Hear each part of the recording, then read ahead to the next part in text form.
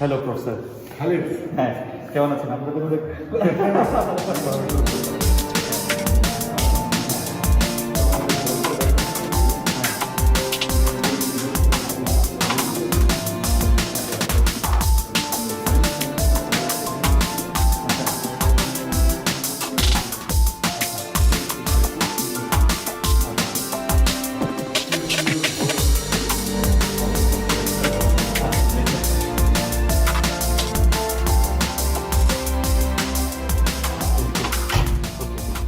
ওকে আগামী সেমেস্টারে এইভাবে পড়ানো হবে। বসার জায়গাগুলো মানে আচ্ছা এই যে ইয়ার কারণে এর ভিতরে করোনার কারণে করোনার কারণে এমনিতে সাধারণভাবে তো এতখানি তফাৎ থেকে বসতে হয় না না আচ্ছা তার মানে সিটিং ক্যাপাসিটি আরো অনেক বেশি থাকতে পারে তখন এখানে 90-100 লোক বসতে পারে সহজে, কিন্তু এখন তো কত হবে 18 জন হয়তো।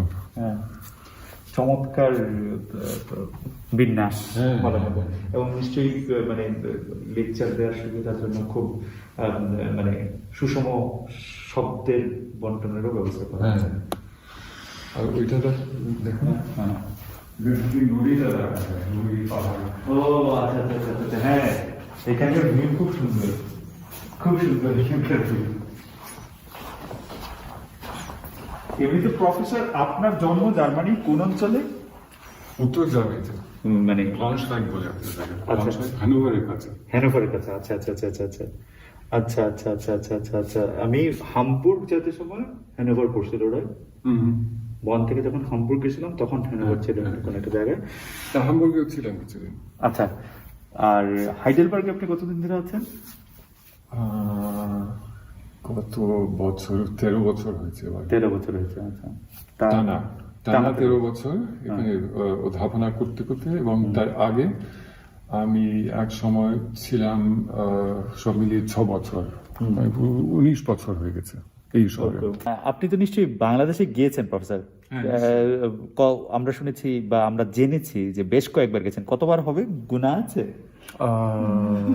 আমি গুনাগুনতি করে দেখিনি, কিন্তু আমার মনে হয় 10-11 বার তো হবে, 10-11 বার হবে 10 বা 11 বার এইরকম। জি আর সবচেয়ে বেশি সময় ছিলাম 99 সালে এবং 2001 সালে দুবার, 2 মাস করে। আচ্ছা 2 মাস করে তখন- টানা ছিলেন? হ্যাঁ, তখন 2 কোন মাস জায়গায় টানা থাকতেন ছিলাম, আপনার মনে এই আছে কি? চট্টগ্রামে ছিলাম। চট্টগ্রামে ছিলেন। চট্টগ্রাম এবং এই মাঝ ভান্ডারের বইটা, ও আচ্ছা মাঝবারের বইটা করার সময়। ওইটা নিয়ে আমি তখন কাজ করছিলাম। আচ্ছা আচ্ছা আচ্ছা আচ্ছা আচ্ছা ওই কাজে এতদিন ছিলাম। চট্টগ্রাম তো এমনি দারুণ জায়গা, বিশেষ করে গ্রামের দিকে চট্টগ্রামের জেলা যা দেখেছি খুবই সুন্দর, এবং কুষ্টিয়াও ভালো লেগেছে। আর কি একবার কি নাম, ওই সুন্দরবনের কাছে একটা জায়গা আছে, এই বাগেরহাট। বাগেরহাট জায়গাটা আমার খুব দারুণ লেগেছে। বাগেরহাট সুন্দর। ওখানে শুধু একদিন ছিলাম। বাগেরহাট খুবই সুন্দর আসলে, বাগেরহাট খুবই সুন্দর। জাস্ট একটা জিনিস, বাংলাদেশি খাবার আমি জানি না এটা কেমন আসবে কিনা, বাংলাদেশি খাবার আপনি হ্যান্ডেল করতে পারেন? মানে এটা আপনার জন্য মানে এটা হ্যাঁ হ্যাঁ এটা আপনার জন্য অনেক বেশি স্পাইসি না, কিনা? তাতে আমার কোনো অসুবিধা হয় না, আমার বরং ভালোই লাগে। আচ্ছা আর হ্যান্ডেল করতে পারি এই অর্থে যে আমি খুব ভালো করে খেতে পারি, কিন্তু বানাতে পারি। আচ্ছা আচ্ছা আচ্ছা আচ্ছা হ্যাঁ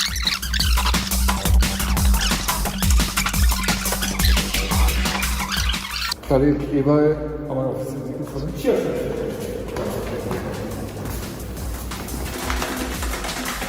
উর্দু বিভাগও আছে না? আচ্ছা, তামিল, এটা তামিল, হিন্দি, উর্দু, তামিল, বাংলা, এই চারটে আমরা নিয়মিত পড়াই।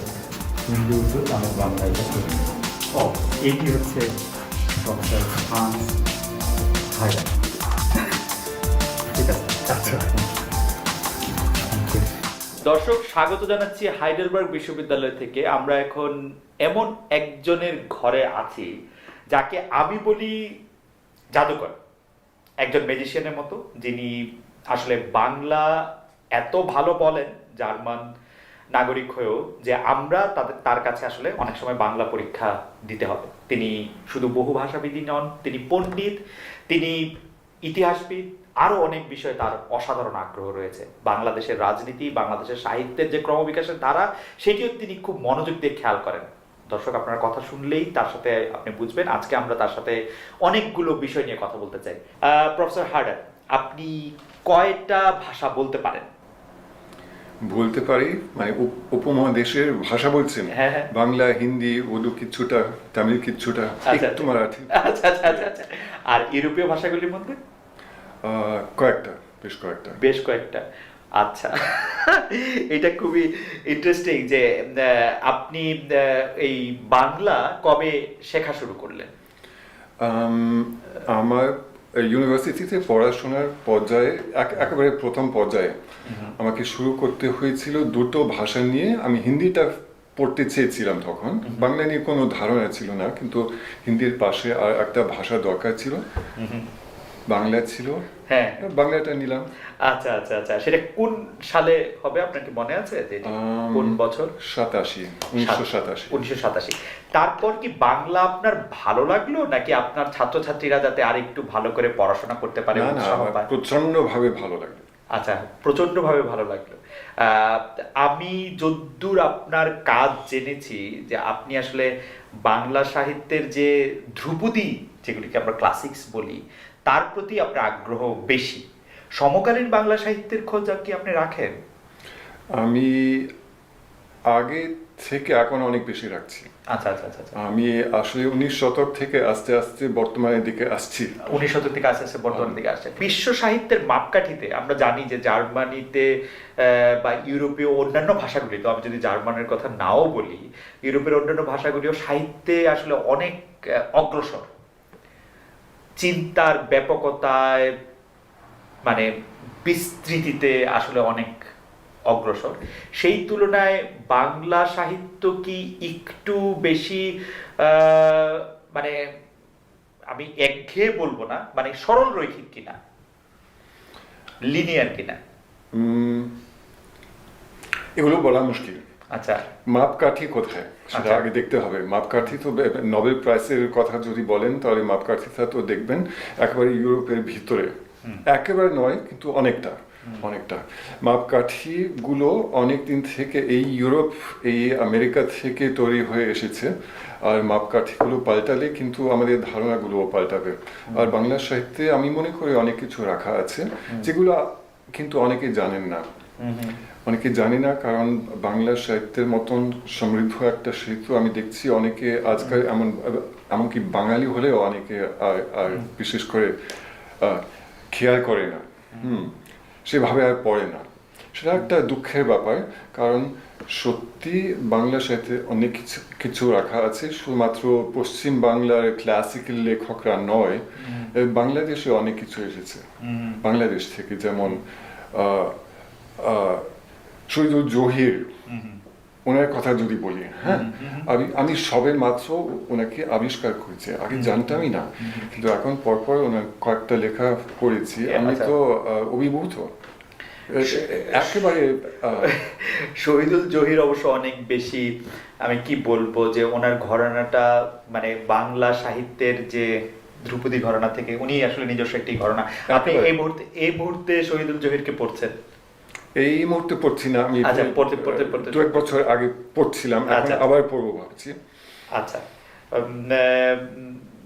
বাংলা সাহিত্যের যদি আমরা রবীন্দ্রনাথ বা রবীন্দ্রনাথ পূর্ববর্তী সময় থেকে বঙ্কিমচন্দ্র, এমনকি মাইকেল থেকেও যদি আমরা বলি, যে বাংলা সাহিত্যের এই 19 শতকীয় জায়গাটুকু আসলে পুরো অনেকটাই ইউরোপের প্রভাব। যদি জার্মান, ইংরেজি, ফরাসি সাহিত্যিকদের, কিছুটা হয়তো ইতালীয় সাহিত্যিকদের প্রভাব তাদের মধ্যে প্রবল। তো আপনি যেহেতু নিজেই নিজের ভাষায় জার্মান পড়তে পারেন, ইউরোপীয় অন্যান্য ভাষাগুলির প্রতি আপনার দখল আছে, 19 শতকের বাংলা সাহিত্য আপনাকে নতুন কি দিচ্ছে আসলে, সেটি আমার একটু জানার কৌতূহল হয়। কারণ খুব মুশকিল একটা প্রশ্ন করছেন, কারণ এটা খুব স্বাভাবিক ব্যাপার যে ঔপনিবেশিক আমলে অনেক ধরনের প্রভাব পড়েছে ইংল্যান্ড থেকে, ইউরোপ থেকে ভারতবর্ষের উপরে, বাংলাদেশের উপরে, হ্যাঁ, সেগুলো তো স্বাভাবিক। অনেক কিছু নেওয়া হয়েছে তখনকার দিনে, এবং তবুও আমি তখনকার সাহিত্যেও দেখছি একটা তফাৎ। তখনকার বিশ্ব এই ইউরোপ থেকে দেখা এবং ভারতীয় উপমহাদেশ থেকে দেখা এগুলো কিন্তু আলাদা আলাদা, দৃষ্টিকোণগুলো একেবারে আলাদা। তার ফলে হয়তো বলতে হবে যে ওই অঞ্চলের লেখকরা অনেক কিছু নিয়েছে ইউরোপ থেকে, কিন্তু ওটা আবার নিজের মতন করে ঘুরিয়ে ফিরিয়ে মানে নিজের একটা দৃষ্টিকোণের কাজে লাগিয়েছে, এভাবে হয়তো বলা যেতে পারে। মানে অনেক রকম সাহিত্যিক ধারা, উপন্যাস, ছোট গল্প বলেন, নাটক বলেন, এই মানে মঞ্চের নাটক ইত্যাদি, এগুলো তো সরাসরি ভাবে পাশ্চাত্য বিশ্ব থেকে নেওয়া হয়েছিল, কিন্তু নাটক, উপন্যাস যেগুলো লেখা হয়েছে সেগুলো যে মানে মৌলিক কোনো সৃজনশীল কীর্তি নয় সেটা তো আমরা বলতে পারবো না। অনেক কিছু করা হয়, এইসব নেওয়া, বাইরে থেকে নেওয়া মডেল ধাঁচ গুলো নিয়ে নতুন অনেক কিছু করা হয়, সেটা আমরা দেখছি ঔপনিবেশিক আমলে এবং এখনো দেখছি। তার মানে আপনি আসলে সাহিত্য জানার বা সাহিত্য পড়ার আগ্রহ থেকেই বাংলা সাহিত্য পড়তে পারতেছেন, মানে এটা কোনো একটা, আমি কি বলবো, মানে আপনি যেহেতু একজন পণ্ডিত বা স্কলার, মানে কোন একটা স্কলারলি প্যাট্রোনাইজিং থেকে আপনি এটা পড়ছেন না? না না না, মানে আপনি আগ্রহ নিয়ে পড়তে পারতেছেন? আগ্রহ নিয়ে পড়ছি, আগ্রহ নিয়ে পড়ছি। এবং আপনি যখন বলছেন অনেক কিছু ইউরোপ থেকে নেওয়া হয়েছে, সব কিন্তু ইউরোপ থেকে নেওয়া হয়নি। সব নেওয়া হয়। যেমন আপনি যদি লোকসঙ্গীতের দিকে যান, লৌকিক গান, হ্যাঁ, আধ্যাত্মিক গান, আমার একটা কাজ হচ্ছে বাংলাদেশের একটা সুফি সম্প্রদায় নিয়ে, মাইজ ভান্ডারী সুফি সম্প্রদায় চট্টগ্রামের, আর ওটা নিয়ে মস্ত একটা বইও লিখেছি, এই যে Sufism and saint veneration in contemporary Bangladesh. Okay, হ্যাঁ, আচ্ছা, তো আগে দেখেননি এই বইটা। এখানে কিন্তু আমি খুব যত্ন করে মাইজ ভান্ডারী গানগুলো দেখেছি, আর সেগুলোতে কিন্তু আমি পাচ্ছি যে পাশ্চাত্য বিশ্বের কোনো পদচিহ্ন নেই সেভাবে। আচ্ছা, সেটা একেবারে মানে মধ্যযুগীয় ভক্তির সাহিত্য থেকে, সুফি সাহিত্য থেকে এসেছে। হ্যাঁ, বিরহের গান, বিচ্ছেদের গান, এগুলো তো খুবই পুরনো জিনিস, এগুলো ইউরোপ থেকে আসেনি, আর এখনো খুবই জ্যান্ত একটা ব্যাপার, এগুলো এখনো লেখা হচ্ছে। মানে পুরো ছবিটা দেখলে আমরা পাচ্ছি যে বেশ কিছু সাহিত্যিক ধারা ইউরোপ থেকে নেওয়া হয়েছে, কিন্তু তার পাশে এমন কিছু ধারা রয়েছে যেগুলো মানে যেগুলো ইউরোপ অতটা স্পর্শ করেনি। ওকে ওকে, প্রফেসর, আপনার কাছে আমার পরের প্রশ্ন হচ্ছে যে বাংলাদেশ থেকে, হাইডেলবার্গ বিশ্ববিদ্যালয়ে বাংলাদেশ থেকে বা পশ্চিমবঙ্গ থেকে, মানে বাংলা ভাষাভাষী অংশটা থেকে ছাত্রছাত্রীরা পড়তে আসছেন তো নিশ্চয়ই? আসছেন কিছু কিছু, খুব বেশি না, কিন্তু আছে বেশ কয়েকজন ছাত্র, বাংলাদেশ থেকেও পশ্চিম বাংলা থেকেও। মানে তাদের সংখ্যা কি বাড়ছে বা কমছে, বা মানে একই রকম আছে, মানে এরকম কি বলা যাবে?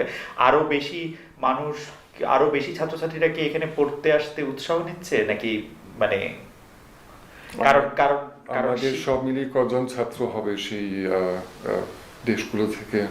10 জন 12 জন এইরকম, 10-12 জন এরকম হবে। এদের সংখ্যা নিশ্চয় বেড়েছে, আপনি যদি 10 বছর আগেকার অবস্থার সঙ্গে তুলনা করেন তাহলে নিশ্চয় বেড়েছে, নিশ্চয় সংখ্যা বেড়েছে। আচ্ছা, শিক্ষার সাথে, মানে এই প্রশ্নটা আসলে আমি ঠিক করতে চাই না, কিন্তু করতে আমাকে বাধ্য, যে শিক্ষার সাথে এখন সরাসরি, এখন না হয়তো 100-200 বছর ধরেই সরাসরি বাজারের একটা সম্পর্ক আছে। যে আমি যদি এখন ইঞ্জিনিয়ারিং পড়ি, তাহলে আমি বাইরে গেলে সঙ্গে সঙ্গে একটা চাকরি পাবো। আজকালকার যুগে যেমন মানে সিএসসি, মানে কম্পিউটার সায়েন্স অ্যান্ড ইঞ্জিনিয়ারিং পড়লে বা ফিন্যান্স পড়লে বা অ্যাকাউন্টিং পড়লে বা ল পড়লে খুব চাকরি পাবো, এরকম একটা ব্যাপার যে থাকে, তাহলে সেই ক্ষেত্রে ইউনিভার্সিটি একটু অসহায় বোধ করে কিনা, যে যে বিষয়গুলিতে আসলে ঠিক ওকে বলে দেওয়া যায় না যে তুমি পাস করলে একটা এই জায়গায় গিয়ে তুমি একটা চাকরি পাবাই, মানে চাকরির নিশ্চয়তা যে বিষয়গুলির সঙ্গে থাকে না, সেই বিষয়গুলিতে ছাত্রছাত্রী আকর্ষণ করা বিশ্ববিদ্যালয়ের জন্য একটা চ্যালেঞ্জ কিনা? আমাদের মতন বিষয় পড়লে যে লোকেরা খুব ভালো চাকরি পাবে সে কথা আমরা দিতে পারছি না। রাইট। এমনকি বাংলাদেশে গিয়ে একদিন আমাকে প্রশ্ন করেছিলেন যে আচ্ছা এত বিষয় থাকতে আপনি বাংলাটা কেন পড়ছেন? হ্যাঁ, exactly. এটা আমাদের অনেক বাংলাদেশির কিন্তু এটা প্রশ্ন, কারণ বাংলা ভাষার তো বাণিজ্যিক মূল্য নাই। মানে বাংলা ভাষা সাহিত্যে ভালো নাকি অর্থনীতিতে ভালো নাকি বিশ্লেষণে ভালো নাকি আড্ডায় ভালো, সেটা কিন্তু অনেক সেকেন্ডারি টার্সিয়ারি বা তারও অনেক পরের ব্যাপার। ভাষার সমৃদ্ধি বা ভাষার গুরুত্ব নির্ধারণ হয় তার বাণিজ্যিক মূল্য দিয়ে। যে ঠিক আছে, যেমন বাংলাদেশে আপনি যদি ইংরেজি ভালো বলতে পারেন, আপনি যদি আরেকটা বিদেশি ভাষা ভালো জানেন, আপনার খুব সহজে চাকরি হবে। আমরা সবাই যদি শুধু বাণিজ্যের কথা ভাবি তাহলে আমাদের ভাষাগুলো, আমাদের সংস্কৃতিগুলো, আমাদের লোকাচার সব সঙ্গে সঙ্গে নষ্ট হয়ে যাবে, কারণ এগুলো কোনো কাজে লাগে না। আমাদের সংস্কৃতি আসলে কোনো কাজে লাগে না, কাজে লাগে যাতে টাকা হয়। এইভাবে যদি ভাবি তাহলে তো পুরো ইউনিভার্সিটিটা আপনি বন্ধ করতে পারেন। রাইট রাইট, শুধু ভোকেশনাল ট্রেনিং সেন্টার হলে হয়, এই যে ওয়েল্ডিং শিখবে, মানে একটু বাড়িয়ে বলছি, কিন্তু আমি বলতে চাচ্ছি যে এইগুলো একটু একটা ব্যাপক দৃষ্টিকোণ থেকে দেখা দরকার, একটু ব্যাপকভাবে আলোচনা করা দরকার যে বাংলার মতন একটা ভাষা আজকালকার দিনে বাংলা কিন্তু এই দুনিয়াতে ষষ্ঠ বা সপ্তম স্থানে, হ্যাঁ, যদি মানে সংখ্যার দিক থেকে দেখি, তাহলে এইরকম একটা ভাষা শিখলে কিছু হবে না? কিছু হবে না? নিশ্চয় হবে, নিশ্চয় হবে। এত কম লোক কেন পড়ছে সেটা যে আমি বুঝতে পারছি না। এখানে সবাই ফরাসি পড়ছে, স্প্যানিশ পড়ছে, রাশিয়ান পড়ছে, বাংলা কেন বেশি লোক পড়তে আসছে না, সেটাই হলো আমার প্রশ্ন। বাংলা কেন বেশি লোক পড়তে আসছে না সেটা আমার একটা মানে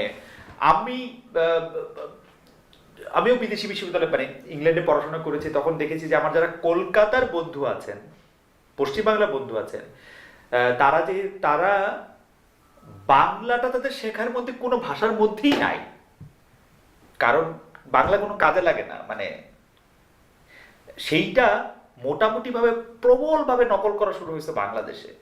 যেমন আমি আপনার কাছ থেকে যেটা জানতে চাইছিলাম যে ইংলিশ মিডিয়াম স্কুল বাচ্চাদেরকে পড়াশোনা শেখানোর জন্য, মানে বাংলা আপনি বলছিলেন যে পৃথিবীতে লোকসংখ্যার হিসাবে ষষ্ঠ বা সপ্তম স্থানে বাংলা ভাষা আছে, অথচ আমরা এলিমেন্টারি যে প্রাথমিক যে পড়াশোনা সেটা শেখানোর জন্য আমরা ইংরেজি স্কুল বলে একটি বিষয় চালু করেছি, কারণ ইংরেজি ভাষা বাণিজ্যিক মূল্য।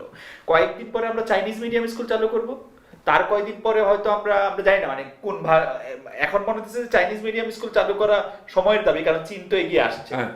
তো এটির কারণ মানে আপনি দেখেন পশ্চিম বাংলা এটি প্রথম শুরু হয়েছে বা বেশি আকারে শুরু হয়েছে, বাংলাদেশ তারপরে একটু নিয়েছে। এটি অর্থনৈতিক কারণও হতে পারে যে বাংলাদেশের মানুষের এখন একটু টাকা পয়সা হয়েছে বলে গত 10-15-20 বছরের বিস্তার অনেকখানি ঘটেছে।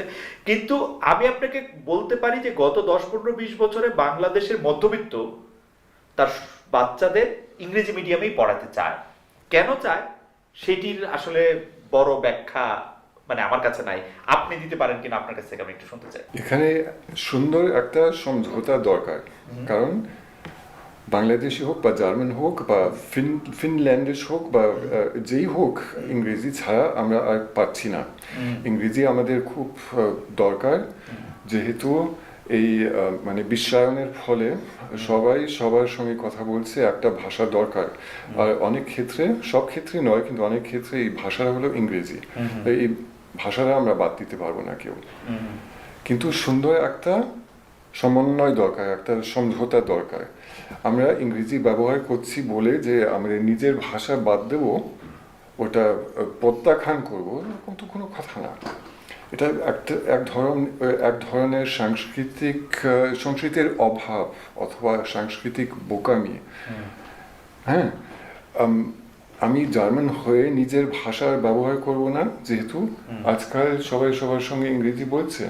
সবাই তো নয়, একটা স্থান আছে, সবাই মানে একটা স্তর আছে যে স্তরে আমি ইংরেজি বলতে বাধ্য, কিন্তু তাছাড়া এখানকার জীবনে এতগুলো স্তর আছে যেগুলোতে আমার সবচেয়ে সুন্দর, সবচেয়ে স্পষ্ট, সবচেয়ে পরিষ্কার যোগাযোগের মাধ্যম হলো জার্মান ভাষা।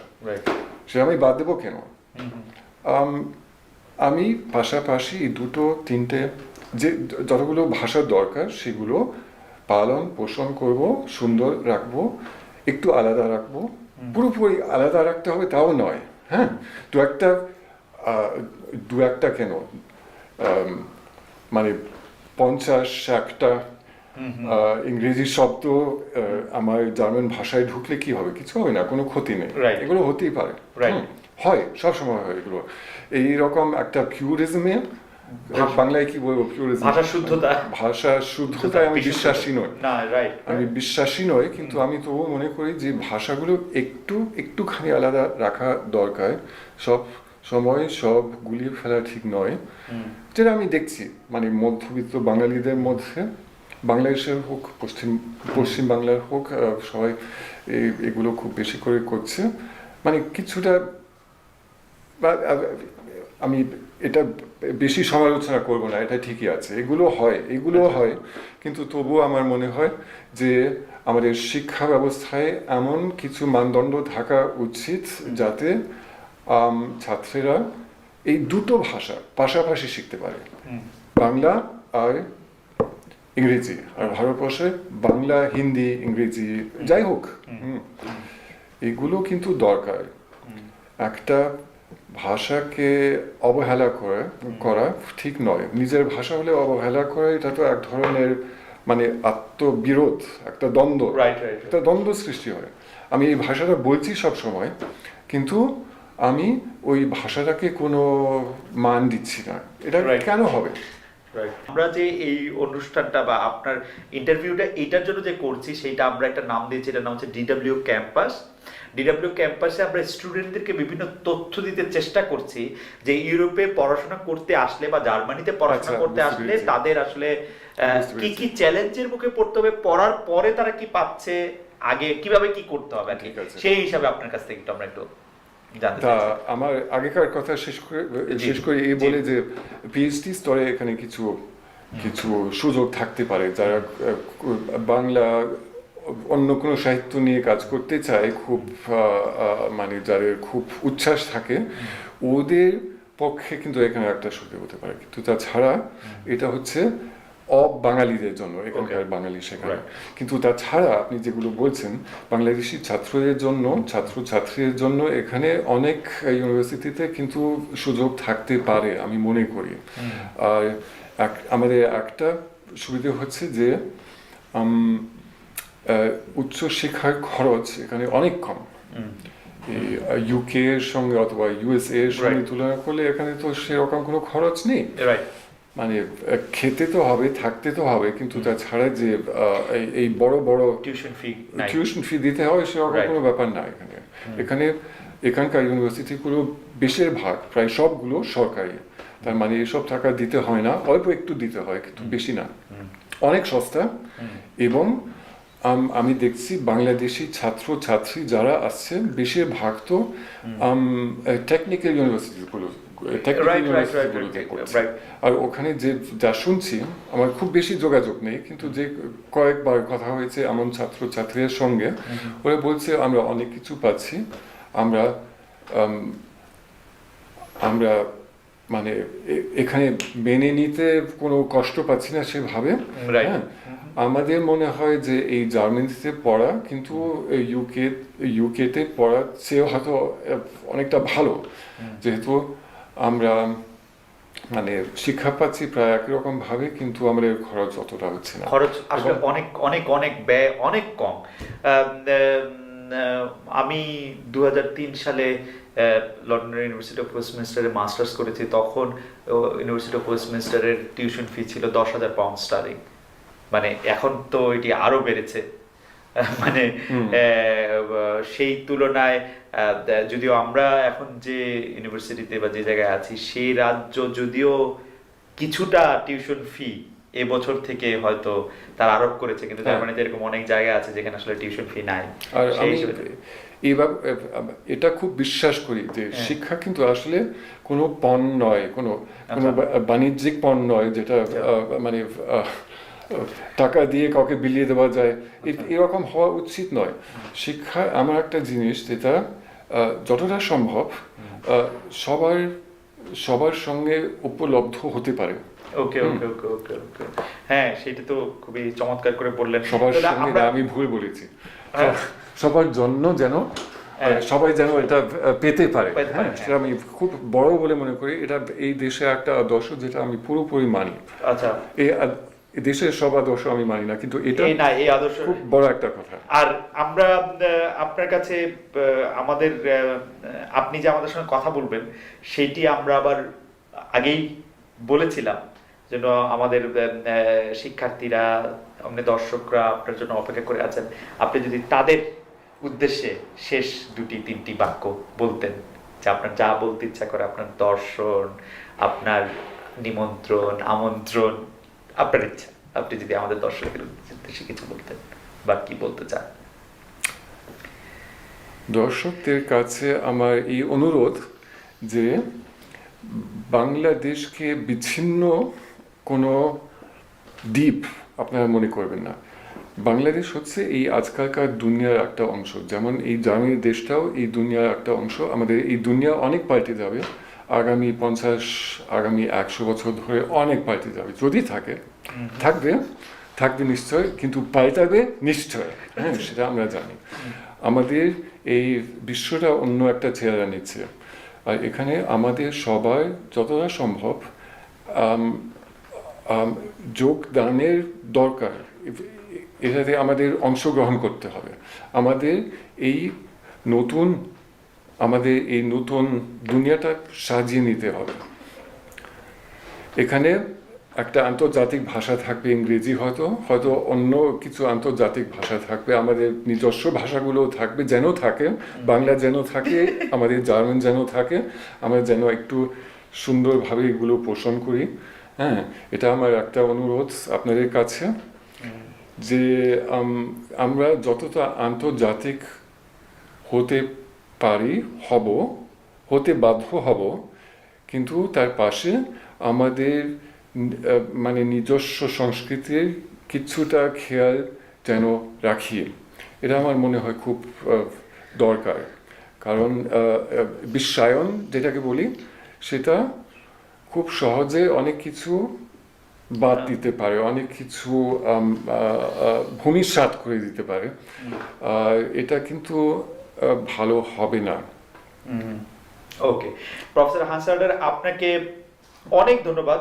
আপনার সাথে কথা বলা অনেকগুলো বিষয় নিয়ে, সাহিত্য থেকে শুরু করে ভাষা, শিক্ষার্থী, রাজনীতি, এই সবগুলি বিষয় নিশ্চয়ই আমাদেরকে অনেক সমৃদ্ধ করেছে, দর্শকদেরকে অনেক ঋদ্ধ করবে আপনার সাথে কথা বলার কারণে। এবং আপনি সবসময় মানে যারা আমরা আপনাকে দেখি, আপনি আমাদের জন্য একটা ইন্সপিরেশন, আপনি আমাদের জন্য এক ধরনের প্রেরণা সবসময়। সেই জন্য আপনাকে অনেক ধন্যবাদ জানাই। দর্শক, প্রফেসর হান্স হার্ডারকে শুনলেন আপনারা। আমরা এখানেই শেষ করছি আপনার সাথে কথা। Thank you. ভালো থাকবেন।